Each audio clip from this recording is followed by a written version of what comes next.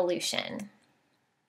The main ideas that we'll be covering today is the Industrial Revolution, factors for growth, and then also inventions and inventors that really stick out during this time period.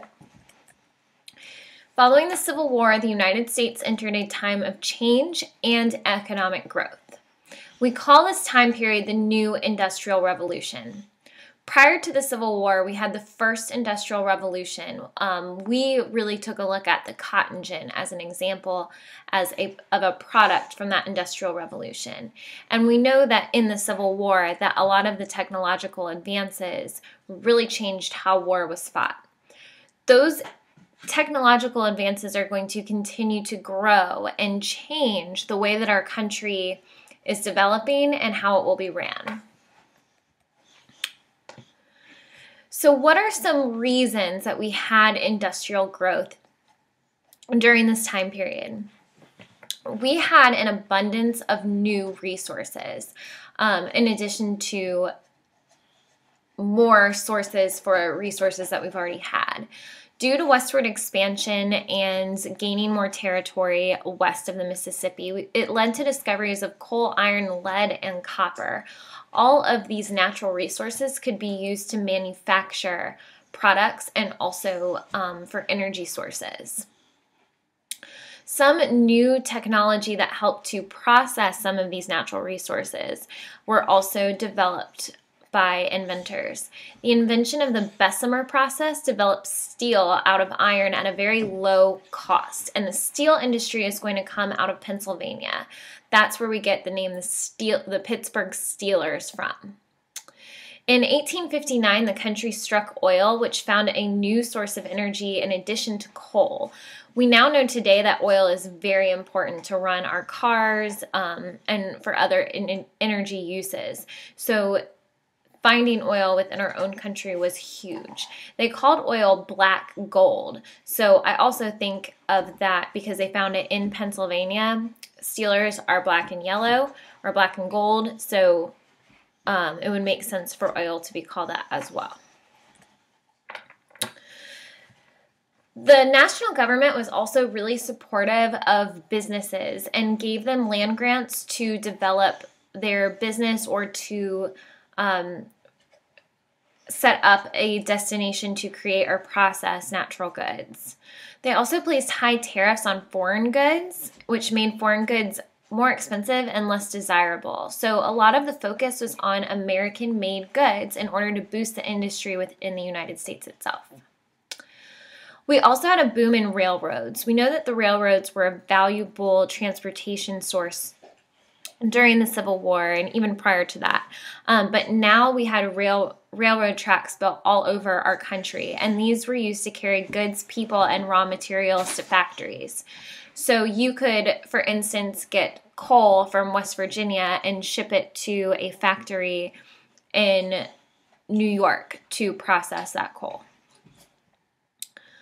They kept competition limited, which kept the prices of the railroads very high, which will actually present a problem later down in the road. But it enabled the railroad industry to really be a very profitable industry.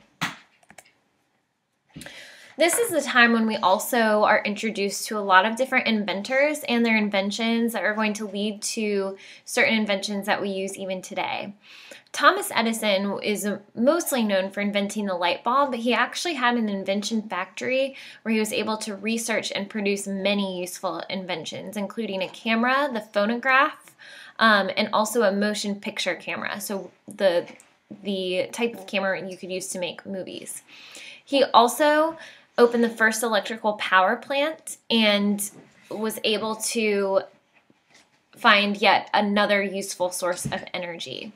So with a light bulb, people are able to work longer hours because they can go with artificial light.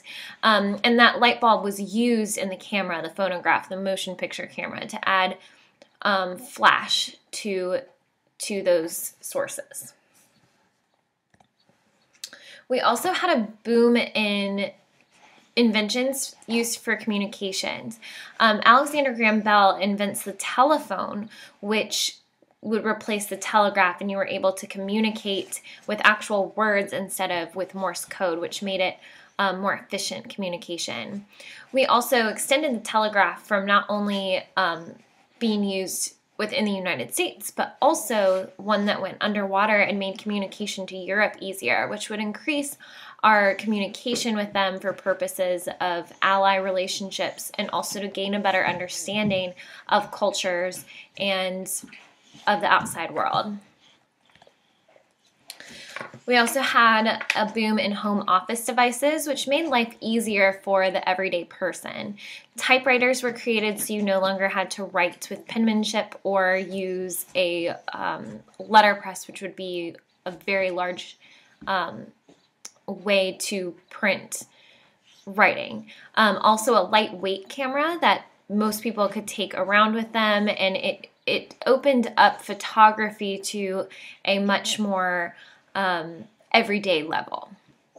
We also had an introduction in new transportation sources. Henry Ford invented a mass-produced automobile at a low price. So he created one of the first cars in the United States that an everyday person could buy. And he also invented the process of an assembly line, which sliced production time in half. In an assembly line, you would have a line of workers, and one person would be responsible for completing one part, and then it would move down the line and another for another part. And this sped up the process of